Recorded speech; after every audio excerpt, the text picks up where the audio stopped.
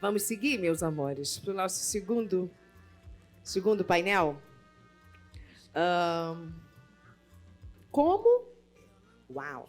Como o investimento privado em educação pode alavancar o protagonismo feminino negro no mercado corporativo. Eu vou já chamar as minhas convidadas. Eu chamo ao palco Joyce Gomes da Costa, assessora para estratégias de engajamento público do Consulado dos Estados Unidos.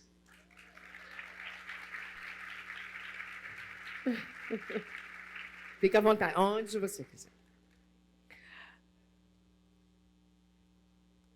Thaís Dias Luz Borges Santos, analista sênior de estratégias do Instituto Unibanco.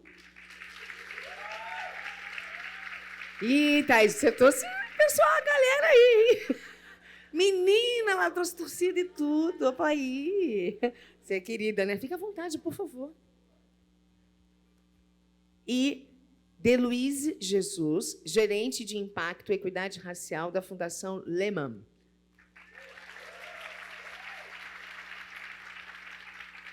Por favor. Obrigada, meninas, por estarem aqui. Vamos falar de investimento em educação. Que coisa maravilhosa. Vamos ver com quem que eu vou começar. Joyce. Não, pera, aqui. É porque vocês estão diferentes das fotos. Por que vocês fazem isso comigo? Faz isso não. E a gente está com uma roupa parecida, ó. Não é questão não. É porque tá diferente aqui. Vou mostrar a foto para você. Aqui. Ô, Joyce, eu já vou atacar na pergunta para a gente avançar bem, para eu não ter que ficar pulando as outras coisas, que tem tantas coisas relevantes para serem ditas, né, e discutidas. Então, na sua visão, como é que a gente pode avaliar a geração de valor, a empregabilidade, a acessibilidade, olha que pergunta enorme, e a inovação, considerando que mulheres pretas, negras, em uma perspectiva global, como é que você vê na realidade brasileira? Bom, eu vou começar fazendo a minha autodescrição. Por favor. Eu sou uma mulher negra, de pele clara, cabelo encaracolado na altura do pescoço. Estou vestindo uma blusa vinho. E estou muito feliz de estar aqui essa manhã com vocês, ao lado de mulheres tão potentes, nesse dia tão importante. Então, agradeço ao Pacto pelo convite. Acho que dá para dizer que o investimento em educação, nesse contexto, ele é primordial para reduzir as lacunas e para avançar a mobilidade econômica nesse contexto, né? Inclusive, a educação ela é um dos pilares estratégicos no plano Brasil e Estados Unidos, por exemplo, de eliminação da discriminação, da discriminação racial, né, que algumas pessoas conhecem como JAPER, que foi revigorado agora no começo do ano. E tem uma pesquisa recente da Goldman Sachs, que saiu em 2021, que ela traz um panorama do cenário americano, que é o que eu tenho mais proximidade, mas que eu acho que traz desafios que são muito semelhantes ao contexto brasileiro e acho que o contexto global. E o estudo ele trouxe que houve progresso ao longo dos últimos 50 anos, que a lacuna da conclusão do ensino médio, por exemplo, entre as mulheres negras, ele foi fechado, e que houve uma maior proporção, né, a proporção de mulheres negras no ensino superior está numa crescente, mas ainda se encontra atrás, ali em torno de 10 pontos percentuais, se comparado a mulheres brancas. E fechar essa lacuna poderia resultar ali numa redução de disparidade salarial em cerca de 1/3, né? Então, a gente está falando de mobilidade econômica assim, hardcore, né? E o estudo identificou quatro causas que eu acho que são muito interessantes e dialogam muito com a proposta que o Pacto traz em relação ao investimento em educação, que é a primeira infância, investimento em qualidade na escola, né, educação básica, o recurso das famílias e vieses que meninas negras são submetidas no ambiente escolar, né, tanto na percepção de que as meninas negras são menos inocentes do que as meninas brancas ou que têm uma maturidade precoce. E eu, pensando nisso, eu vi que realmente isso tem um impacto no ensino superior lá na frente. E são ações que exigem medidas de longo prazo, investimento que não vai resultar ali numa ação que você vai medir no final do trimestre ou ali no final do ano. Né? Exige um compromisso de longo prazo e que requer medidas multi-stakeholder, né? O compromisso do setor público, do setor privado, da sociedade civil, e que não basta você disponibilizar o acesso, né, aos programas. Né? A questão da retenção foi algo muito pontuado no estudo, inclusive com as mães solos. Né, no estudo, a questão da maternidade estava bem presente, né, como um aspecto da presença dessas mulheres no ensino superior. Então, acho que olhar para as métricas de acesso é tão importante quanto olhar para a jornada dessas pessoas ao longo desse processo de aprendizado. Né? Não basta só colocar as pessoas lá dentro, né? Tem que investir para que elas sejam bem-sucedidas ao longo dessa jornada. Thaís, o que a gente pode fazer aqui no Brasil por meio do investimento privado em educação? Tá? Eu troquei de novo? Não é possível. Acontece. Espera aí. De Luiz. Ó, gente, deixa eu mostrar para vocês aqui as fotinhas. Ó. Tá ali grande. Olha. Entendeu? Muito obrigada. Eu vou olhar para cá. Caramba. Vamos cá. Voltando. Bom, por meio do investimento privado em educação, como é que a gente quebra essas barreiras estruturais para os negros, em especial para nós mulheres? Vamos lá. Bom dia, eu sou Thaís, uma mulher negra, de cabelo crespo, na altura dos ombros, uso óculos. O óculos está ornando com a minha camisa, tom vinho. E estou muito animada de compor esse palco com pessoas queridas, de perto e de longe também. Eu fiquei muito pensando como começar a responder essa pergunta, porque ela é bem ampla, né? Acho que vou lançar algumas ideias, não tenho resposta pronta. Eu gosto disso, não tenho resposta pronta.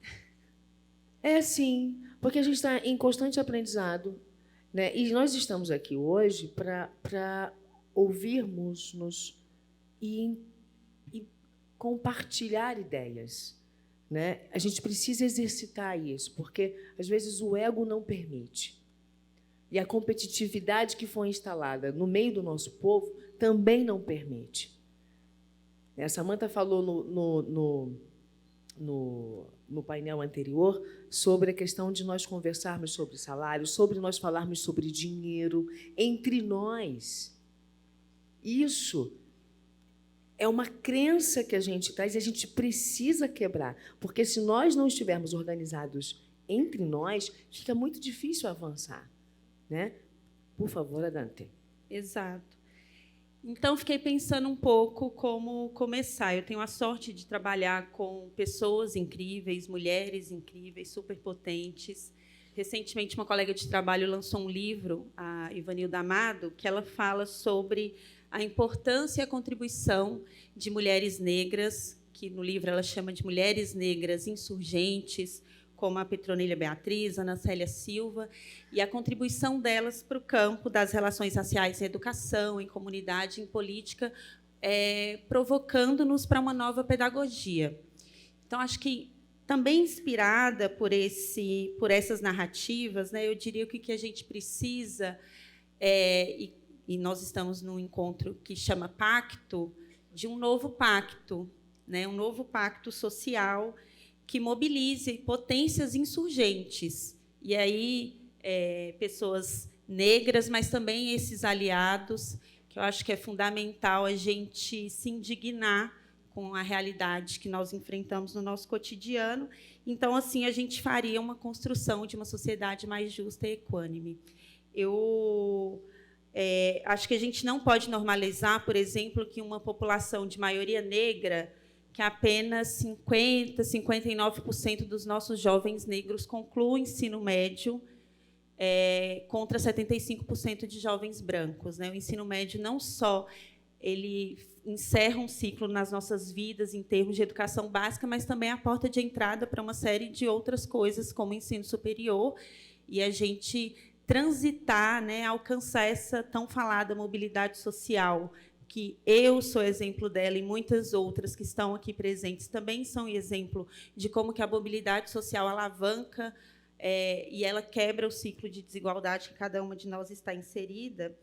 E aí, para usar uma frase da Angela Davis, que está muito famosa nas redes sociais, né, que ela fala que não basta não sermos racistas, temos que ser antirracistas. Acho que temos várias pessoas lidas como aliadas, por exemplo, que elas estão só na primeira camada dessa frase. Então, a gente tem que ser antirracista cotidianamente. Só no discurso, né? Exatamente. E não na ação cotidiana. Não dá o salto, né? E acho que esse ser antirracista é isso, é para dentro. Acho que a Gisele, né, Samantha, a Paula trouxeram aqui anteriormente, diversificando o nosso quadro de colaboradores, o investimento também em letramento racial da equipe, mas acho que a gente precisa criar um espaço seguro para desenvolver essas potencialidades, para a gente quebrar um pouco esse discurso hegemônico, né, de um padrão ocidental universal, que geralmente é homem branco, e a gente também poder fazer isso para fora, é para dentro e para fora ao mesmo tempo, não é primeiro um, depois o outro, é simultâneo, né, para fora, porque tem a ver com que a gente, acho que grande parte que está aqui está nesse mundo corporativo, mas isso também tem que estar colado com a sua estratégia de mercado e o seu portfólio, né? Não pode estar simplesmente na discursividade. Isso que a gente ainda poderia trazer outras camadas, né? Um pouco do que a Sueli Carneiro chama de asfixia social, que impacta mulheres com as suas interseccionalidades. Então, se você é mulher, se você é preta, de periferia, LGBT, pobre, né, o peso sobre você é muito mais forte. E como a gente está falando de educação, acho que tem um aspecto dessa fala inicial que não é só acesso a uma educação de qualidade ou a oportunidades de trabalho, porque isso já seria um impacto enorme na vida de cada uma de nós, né? Mas acho que também a gente discutir sobre essas questões de ganho, e ganho monetário, mas também é de outra natureza, de permanência, desenvolvimento e promoção desses talentos. Eu acho que o investimento social privado em educação articulado com o ecossistema, com a política pública, então a gente não está aqui para reforçar a narrativa individual de cada uma, mas também nos colocar enquanto um coletivo, e que a gente precisa, de fato, desse salto de políticas de promoção para a equidade. Quer dizer que o nosso papel não é só promover uma educação antirracista, combater as desigualdades, mas a gente tem que colocar a equidade étnico-racial como um valor inegociável. Obrigada. Delícia.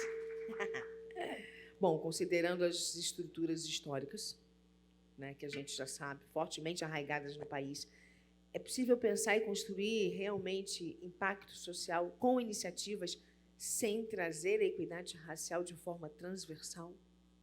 Uau! Você já viu que o negócio aqui é sério. Eu gostei que é simples, então, né? A gente... Nada para nós é simples, gente. Eu vou começar me autodescrevendo, então. Por favor. Eu sou uma mulher negra, meu cabelo é crespo, está armado, na altura dos ombros. Eu estou usando um vestido azul esverdeado. Acho que a gente pode debater aqui um pouco qual que é a cor dele. Azul mesmo, azul mesmo. Eu diria verde, né? Mas, enfim. É mesmo? Uhum. Uau! Até chegar nessa luz azul. Sério? Vamos discutir isso ali depois. Eu uso óculos e também uso brincos. Então, gente, é um privilégio estar aqui com vocês. Estou bem nervosa, óbvio, para falar aqui. Fica não. Mas esquece elas. Está entre as nossas, traz muito mais responsabilidade, né? Eu sei. E essa pergunta também, acho que o que eu consegui começar para a gente dialogar aqui sobre esse ponto é que qualquer estratégia que a gente faça na sociedade, que a gente está falando de política social, que seja universal, ou seja, que desconsidere as estruturas de opressão, e aqui a gente está falando do racismo conectado com o machismo, ela vai deixar nós, mulheres negras, para trás. Então, não tem como fazer uma política pública ou uma estratégia na empresa ou uma política, um investimento social que desconsidere esses marcadores, porque o resultado desse investimento vai ser desigualdade, que é o que acontece na escola pública hoje. Então, a Thaís trouxe muito bem o ponto do ensino médio, e isso acontece desde a faixa de alfabetização. As crianças negras, elas têm o direito delas de aprender negado por diferentes fatores, sim, e a gente pode conversar mais sobre eles, mas se a gente não, no desenho da estratégia, leva em consideração esses fatores de opressão, vai ser um fracasso, e é um fracasso para o país inteiro, né? Porque a gente está desperdiçando ali tempo, recurso e vidas, porque o modo como a gente desenhou a estratégia, ele desconsidera o coração. Acho que o racismo no Brasil ele é o que estrutura a maior parte do fracasso brasileiro, seja na segurança pública, seja na educação, seja na saúde. Então, não tem como olhar nenhuma estratégia social sem olhar para isso, mas também a gente precisa ter o cuidado de não olhar para isso de uma maneira transversal, sem refletir. Porque, quando a gente está falando de transversalidade, é quase como se coubesse tudo, mas também não coubesse nada. Então, a gente tem que olhar o que é a profundidade dessa estratégia de desigualdade. E aí, no investimento privado, o que isso significa? Significa time, significa tempo, significa orçamento, para que a gente possa olhar para isso que, com tanto tempo, com tanto esforço, foi escondido dos nossos olhos para poder fazer estratégias que, de fato, façam sentido. Você sabe que eu penso aqui, falando dessa questão, quando a gente fala de educação, os nossos professores, hoje, claro que hoje nós temos já vários professores letrados, né, ou estão buscando se letrar, porque eu acredito que a gente precisa mudar essa questão dentro da educação básica. Os nossos meninos e as nossas meninas, eles precisam saber qual é a real história deles, mas também os nossos professores, principalmente, né, os que vieram, sei lá, de 10 anos, ou vamos botar 10 anos, ou talvez um pouco mais para trás, não tiveram isso. Eles vieram reproduzindo o mesmo sistema educacional, né? E hoje a gente precisa também, a gente está falando de educação de qualidade, mas essa educação de qualidade tem que partir também dali do dirigente daquele departamento de ensino, que vai migrar para os professores, que vai desaguar nos nossos meninos. Né? Então, eu penso que, de repente, esses professores precisam ser incluídos aí e ter uma repaginada, se é que assim podemos dizer. Estou errada, Joyce? Absolutamente certo. Tem que perpassa por todo. Quando a gente diz ecossistema, eles estão incluídos aí, eu penso, não? Sim. Com certeza, passa por todo o ecossistema, desde o ensino básico, todas as pessoas. It takes a village, né, para a formação para que as pessoas tenham as escolhas ali, que possam fazer escolhas informadas e ter o melhor acesso possível à educação. Sim. Quais foram os seus maiores desafios na construção da sua carreira? Ocupar espaços? Olha, eu acho que um desafio que foi bastante comum, eu estava pensando nisso vindo para cá, foi de reconhecer e de me sentir confortável dentro da minha própria autenticidade. Assim, demorou um tempinho. E até conseguir identificar e nomear quais eram essas barreiras, né? Uhum. Que eram questões relacionadas a gênero, que eram questões relacionadas à raça, à classe, de onde que eu vinha. Isso demorou um tempinho até eu conseguir identificar. E esse processo todo gerou também ali uma cortina de insegurança que faz com que a gente tente compensar isso por performance até a exaustão, né? Então, acho que isso é uma trajetória que acho que não é exclusividade minha, acho que muitas pessoas têm uma experiência comum. E aí, acho que reconhecer também que estar em lugares estratégicos não é a mesma coisa de estar em todos os lugares, de onipresença, acho que foi uma virada de chave muito, muito importante para mim.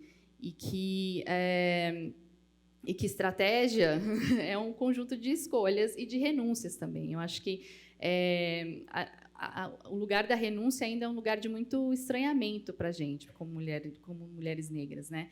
E as escolhas ainda são muito limitadas. Acho que a gente não tem autonomia para fazer as escolhas conforme a nossa aptidão, conforme o nosso desejo. Então, me emocionou muito hoje ver as meninas aqui. Falei, nossa, já começou desse jeito. E eu acho que tem muitas escolhas que foram feitas pela gente. Eu estava refletindo esses dias que a própria escolha de carreira, né?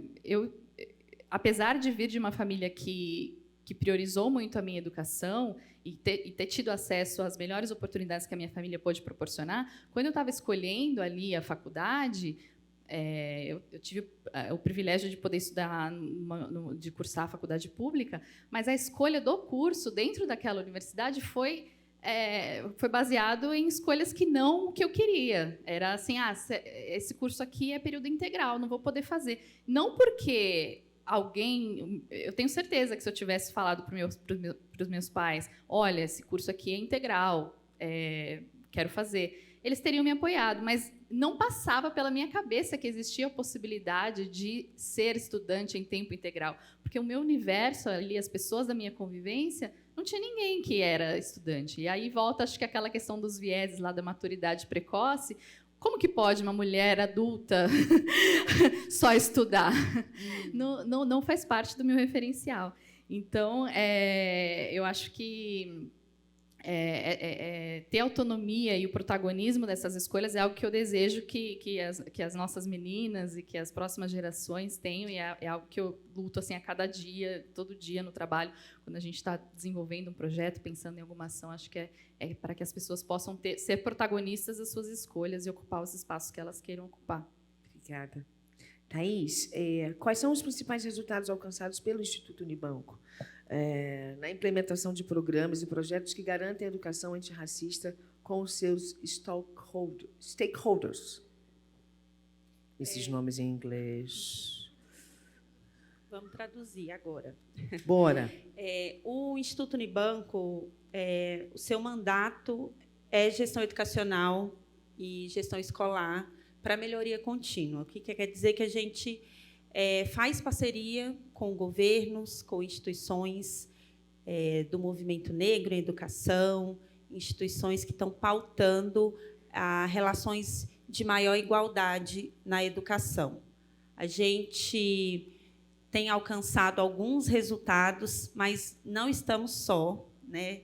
Acho que o Instituto consegue fazer isso triangulando bem com o movimento negro em educação, com os nossos parceiros. E os resultados que a gente já tem alcançado, eles estão relacionados a alguns dos programas que a gente conseguiu colocar de pé. Então, eu vou dar alguns exemplos, não são todos, mas o nosso carro-chefe é um programa que chama Programa Jovem de Futuro. É um programa que pactua com as secretarias estaduais de educação, para que, de maneira coordenada com as regionais de ensino, com os diretores escolares, com os coordenadores pedagógicos, que a gente consiga entender um pouco qual que é esse grande gargalo que a gente enfrenta no ensino médio no Brasil e que nós possamos minimizar os impactos do abandono e evasão escolar com recorte racial e de gênero. Então, não basta ter bons resultados de aprendizagem, porque ele está medindo quem está na escola e quem está na sala de aula sendo priorizado e aprendendo mais. Então, das redes que a gente tem parceria, a gente está pilotando agora também um caderno de gestão escolar para a equidade racial, que coloca em perspectiva os desafios da implementação da Lei 10.639, que é uma lei que fez 10 anos, que diz que a gente tem que aprender na sala de aula, né, de maneira muito coordenada entre as áreas do conhecimento sobre a história e cultura afro-brasileira e também indígena. Essa lei foi editada anos depois, incluindo a questão dos povos indígenas. Mais recentemente saiu um estudo do Instituto Alana e do Gellederс que mostra que 70% dos municípios do Brasil não implementam. Então, quer dizer assim, a gente luta para ter garantias, é uma lei, ela fez aniversário e a gente tem 70% dos municípios que não implementam. Então, tudo aquilo que a gente faz tem a ver com os valores também da instituição, né? A gente preza por diversidade, mas também pela tomada de decisões com foco em evidência, conectando pessoas, conectando ideias e reconhecendo qual que é o nosso lugar. A gente não faz política pública, mas a gente está ali apoiando quem está fazendo e fazendo uma discussão muito de quem é que é beneficiário dessa política que é transformadora, né, que quebra esses ciclos que nós temos conversado aqui nessa manhã. Então, acho que o que a gente faz e os resultados que a gente alcança tem a ver também com uma perspectiva que, às vezes, é utópica, enfim, sonhadora, mas de que a gente faz e a gente gera esperança, né? Eu gostei desse trabalho. Esse é um deles. Isso. São algumas das nossas frentes. Mais ou menos quantos vocês têm? O Instituto tem 110 colaboradores, mais ou menos. Nós temos 2 escritórios no Rio e em São Paulo. E mas equipes projetos, quis dizer projetos. Assim. Projetos, o nosso portfólio tem mais de 10 projetos. Projetos grandes, inclusive. Se a gente pensar as nossas ações... pelo jeito. Isso, menores, assim, isso ultrapassa 100 pequenas ações, mas que são ações transformadoras, né? Desde apoio a instituições, pesquisadores negros e negras, o incentivo, por exemplo, ao programa Afrocientista, que é da Associação Brasileira de Pesquisadores Negros e Negras, que colocam pessoas dos seus NEABs em todas as regiões do Brasil para orientar estudantes do ensino médio que recebem bolsa de iniciação científica já na última etapa da educação básica, entendendo um pouquinho qual que é o seu valor, a sua potência e já transformando a sua vida nessa fase, né? Então, o portfólio é amplo, mas a gente entende também que tem que mobilizar esses stakeholders, todo esse ecossistema, as pessoas que têm a caneta na mão, né, que têm investimento, para que esse investimento seja alocado em ações dessa natureza. Obrigada. Obrigada mesmo. Luiz, sua trajetória profissional, experiência, vivência, como é que a gente pode construir, né, na sua visão, um modelo de gestão de pessoas que inove de forma a promover realmente a diversidade e a inclusão? Né? Como é que a gente torna esse modelo atrativo para as organizações? Obrigada. Quando a gente está olhando para diversidade e inclusão nas organizações, tem uma barreira grande que precisa ser rompida sobre quem está na liderança, que é a visão de que a organização ela vai ajudar as pessoas que estão chegando, e é isso. Então, vamos fazer um conjunto de estratégias aqui, modificar as regras, organizar as barreiras, fazer programas para que as pessoas negras, as pessoas pobres, as pessoas de periferia, as pessoas trans, que não estavam aqui antes, elas consigam acessar. Acho que o primeiro passo para que a política de diversidade seja estruturante é olhar como que esse processo é um processo de mão dupla. Então, a gente está falando das pessoas brancas que estão ali, a maior parte delas de classe média alta, que não tinham oportunidade de entender o que era o país na sua totalidade e que tinham uma total invisibilidade, seja da sua branquitude, seja do seu privilégio, mas das suas limitações mesmo, porque uma organização que é totalmente branca, ela é limitada. Ela não dá conta de fazer estratégias, de pensar produtos, de organizar transformações que sejam adequadas para a realidade brasileira. E as pessoas brancas, elas têm muita dificuldade. Elas não foram socializadas para ver limitações em si mesmas. Elas foram socializadas para ver limitações no outro. Então, a primeira barreira que está nessa questão que é perene é olhar para a via de mão dupla dessa transformação. E, a partir daí, fazer conversas difíceis, porque não vai ter nenhum processo de diversidade e inclusão que não gere conflito. de expectativas equivocadas de ambos os lados, problemas que não estavam colocados antes, porque existe um motivo pelo qual as pessoas negras não estavam naquele espaço antes, para que o conflito não existisse de diferentes maneiras, né? Sim, por isso o letramento é tão importante. Né? Por isso o letramento é tão importante. Então, quando a gente a última coisa, né, é justamente essa questão do investimento contínuo, mas várias coisas muito importantes foram ditas hoje. O investimento contínuo em lidar com a injustiça da carreira negra, do que não pôde ser acessado no passado, quando for o caso. O investimento contínuo de letramento e treinamento para todos os colaboradores da organização. Então, todo mundo tem muito para aprender, para dialogar, para trocar, nesse sentido, mas também em garantir que a gente cuide da disponibilização dos dados. E eu acho que tem uma coisa que é ser honesto com os aprendizados, porque a gente dá vontade de esconder, né, aquilo que foi difícil, aquilo que deu trabalho, aquilo que foi tenso. E essa honestidade, essa transparência, ela tem um potencial muito grande de gerar uma transformação de verdade. Essa parte da promover conversas difíceis, né? Porque não vai ter jeito, não. Vai ter que botar um do lado do outro, botar todo mundo reunido, falar das questões, trazer à tona as questões. Porque está sempre tudo muito debaixo do pano ali, guardado aqui. Não vamos falar desse assunto, não, que esse assunto é difícil, ou esse assunto é chato. Para que falar disso? Não, tem que falar. Não tem outra forma da gente trazer à tona e da gente conseguir resolver e de promover. Olha, eu achei a página, mas não achei as perguntas. Quase lá. Você vai me ajudar? Vem cá. Fofo. Me ajuda. Vê se eu não achei um negócio assim. Lá. Agora que eu ganhei tempo, não achei o bendito das perguntas, gente. Olha aí. Eu estou certinha, não estou? Aí eu botei ali no Talk 2, que é o nosso segundo painel, e não achei as perguntas. Já aprendi, já deixei aberta a janela. Estou quase lá, gente. Tá vendo? Ele não tá me colaborando comigo. Não é? Tá vendo? A culpa não foi minha, não. Eu estava certinha.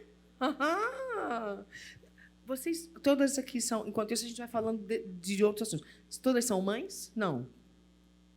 Nenhuma de vocês três. Interessante. Bem interessante. Olha só, meninas. Eu não sou mãe, mas os algoritmos dos aplicativos de busca acham que eu sou, porque eu me interesso muito pelo assunto. Então, eles devem falar assim, mas cadê o neném dessa mulher que não vai nascer nunca? Porque eu pesquiso, eu leio bastante. É mesmo? E nós estamos assim, não vou perguntar a idade, nós estamos na fase dos 30, menos um canal, nós deve estar mais ou menos aí, né? Na terceira década aí, tu também... Senhorita também. Eu também. Interessante. Mas eu sou mãe de pet. Você Tem toda uma pasta de assuntos. É filho, viu? Exato. Menina, eu já tive um cachorrinho que me deu tanto trabalho que não quis mais, não.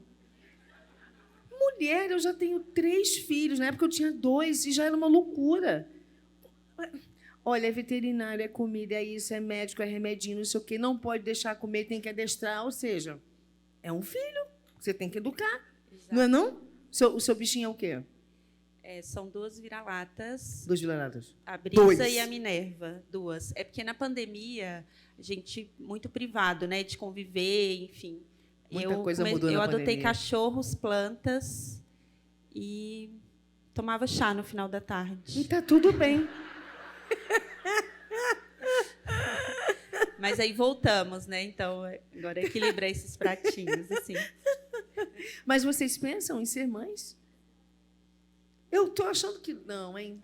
Que isso está só ali no negócio, porque imagina, mas é difícil, com né? a jornada, eu fico pensando na jornada de trabalho que vocês têm. Gente, fala, meu amor. O quê?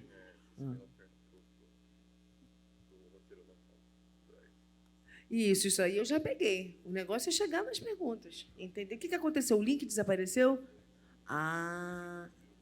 Agora vejamos. Então tá. Então vamos às perguntas. Nós temos aí 6 minutinhos e eu deixei para termos perguntas aqui.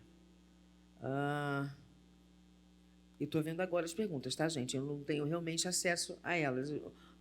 O pessoal da plateia vai fazendo e vai subindo aqui para o link para mim. E tem uma pergunta para a Gisele. Então, vou fazer a pergunta para a Gisele. Você acredita que falar mais... É Gisele? Não, Gisele não está nessa coisa aqui, não.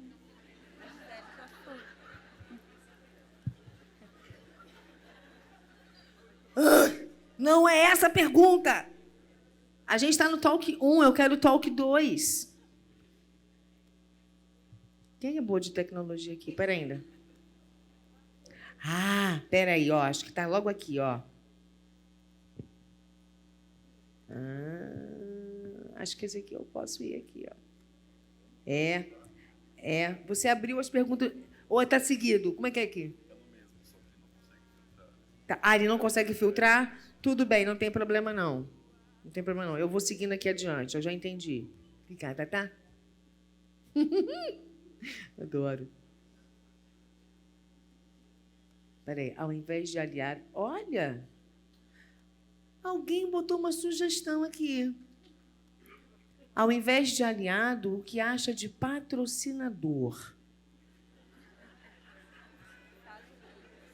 Podemos pensar nisso. Fiquem aí com essa reflexão. Até o final do dia, a gente vai chegar a uma conclusão. Adoro. Vamos aqui. Bom dia, senhoras. No Brasil, cooperativo compartilhado de lideranças pretas e tintas. Olha. Nós temos aqui, nesse painel, mulheres pretas de tom claro. Vou fazer essa pergunta para vocês, porque vai refletir para dentro das corporações, enfim, do ambiente de trabalho de vocês. No Brasil, os dados de desequilíbrio racial no mercado corporativo captam diferença entre pretas retintas e pretas de pele clara? Por favor? Quem quiser responder. Tá, quem aí? Vamos deixar. Tem uma amiga que diz assim, ó, acho que ela está até aqui, a Val, ela fala, quando a gente tem que pegar nos nossos espaços de trabalho a torta de climão, partir e comer. Então, a gente precisa falar sobre essas coisas, né? Acho que isso conecta um pouco com a fala, o finalzinho da fala da Deloise. Sim. Quando a gente promove espaços mais diversos, esses espaços são espaços potentes, né? A nossa secretária representante do Ministério da Igualdade Racial falou um pouco sobre isso no começo da fala dela. A época da discussão sobre a aprovação ou não da política de cotas raciais para a universidade, também para concurso público, um dos argumentos que eram levantados era que a gente estava baixando a régua, né? Sendo que os resultados mostram que os espaços mais diversos fazem com que, inclusive, se a gente estiver falando de uma perspectiva financeira, tenha mais inovação e maior arrecadação. Então, quando a gente traz essas ações para essa diversidade no espaço de trabalho, a gente tem que olhar para essa diversidade em todas as suas variações, né? Não é só de pessoas negras, de pele clara ou pessoas retintas, que, obviamente, quanto mais escura a sua pele, mais você vai sofrer o peso do racismo na sua trajetória, mas também trazendo pessoas indígenas, pessoas com deficiência, e a gente problematizando que inserção é essa. Porque, no limite, as políticas de promoção de acesso, a gente ter mais mulheres negras ocupando esses espaços, não é para a instituição ficar bonita na foto, mas é que a gente possa aprofundar, testar os limites dessa relação e entender um pouco sobre essa discussão de ter que lidar com uma cultura que é diferente, com uma trajetória de vida que é diferente. Então, realmente, olhando... E, assim, a gente está falando nesse espaço de educação. Tem alguns pesquisadores que já mostram que as crianças na educação infantil negras com mais pigmento na sua pele são as que menos recebem beijos e abraços. Sim. Isso impacta na autoestima e na concepção que essa criança está formando de si mesma ao longo da sua trajetória, porque isso só vai se intensificando, né? Sim, vai piorando, né? Assim, eu às vezes vejo alguns...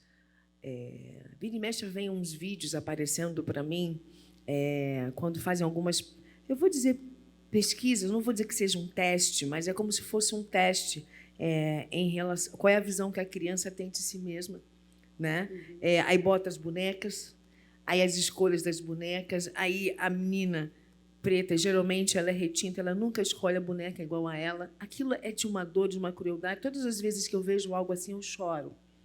Então, o quão profundo, o quanto é importantíssimo esse painel quando a gente fala de educação, porque a gente precisa trabalhar desde lá de baixo, desde os pequenos, a questão da autoestima, a questão de você saber qual é a sua história, de onde vieram os seus, né, para que você tenha o seu lugar de pertencimento, porque senão fica muito difícil, isso vai se refletindo realmente ao longo da vida e você vai se achando fora do bolo, não é verdade?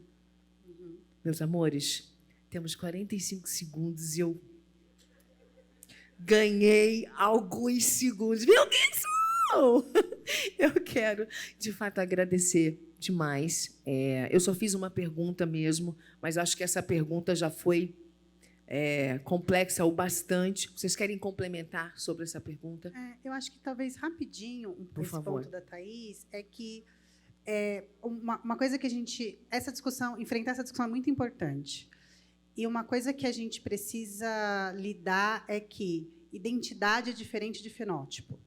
Então, quando a gente está falando dos processos seletivos nas organizações, que é daí a pergunta, é muito mais confortável para as pessoas brancas usarem a estratégia do colorismo e contratarem pessoas mais parecidas com elas, ou usarem o argumento da declaração que é fraudada, muitas vezes, para manter as coisas como elas estão. Assim como a gente sabe, todas as minhas colegas retintas com as quais eu trabalhei têm uma outra realidade de trabalho. Então, a realidade de trabalho é difícil para todos, mas a gente precisa levar essa diferença em consideração quando a gente está olhando para construir estratégias, né? Porque, senão, a gente não está falando da mesma coisa mesmo.